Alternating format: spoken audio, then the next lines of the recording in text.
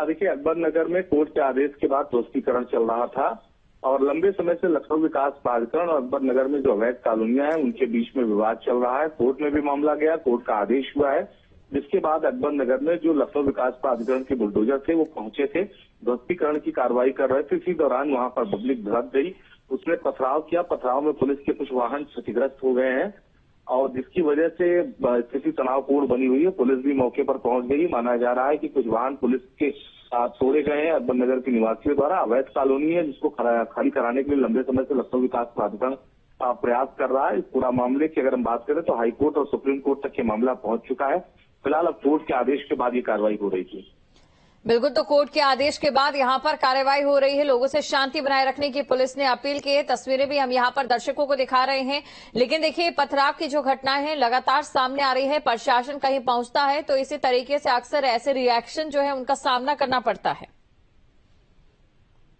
देखिए, पूरी तरीके से कॉलोनी अवैध है, ये बात कोर्ट में भी साबित हो चुकी है। जो भी वहां पर लोग रह रहे हैं उनके पास जो है वहां पर जो अपने उन्होंने आवास बनाए हैं उसके पेपर मौजूद नहीं थे, जिसके बाद सभी ने कोर्ट का रुख किया था। कोर्ट ने भी लोगों से जो है उसके ऑथेंटिक पेपर मांगे थे, जो पेपर न कर पाने की वजह से कोर्ट ने इसे गिराने का निर्देश दिया था।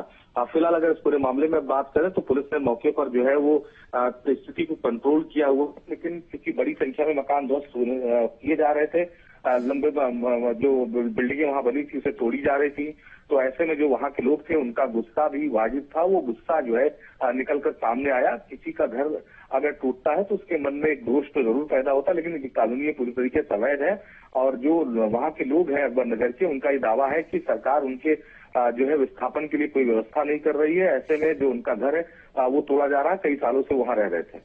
बिल्कुल, इसका प्रशासन पर क्या कुछ कहना है इस पूरे मामले पर, जिस तरीके से विस्थापन को लेकर यहाँ पर जाहिर तौर पर पहले भी लोगों की ओर से मांग की गई होगी?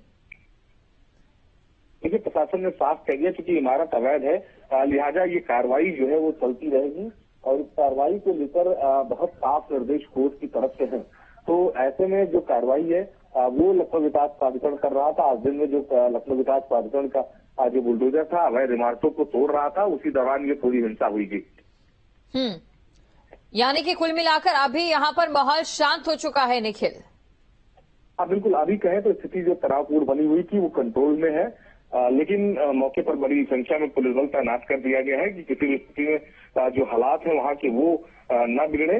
और इसको लेकर जो है वो पुलिस अधिकारी भी मौके पर पहुंचे हुए हैं। पुलिस अधिकारी इस पूरे मामले की निगरानी कर रहे हैं। फिलहाल ये कार्रवाई चूंकि कोर्ट के आदेश पर हो रही, लिहाजा ये कार्रवाई जो है वो अभी जारी रहेगी। जी बिल्कुल, तो ये आगे कार्रवाई जारी रहेगी। और इसी के साथ निखिल, आपसे ये भी समझना चाहेंगे कि कितनी टीम यहाँ पर पहुंची थी, ताकि आने वाले समय में अब कल भी अगर इस तरीके की चीजें रहती है तो प्रशासन को पहले से तैयार रहना होगा।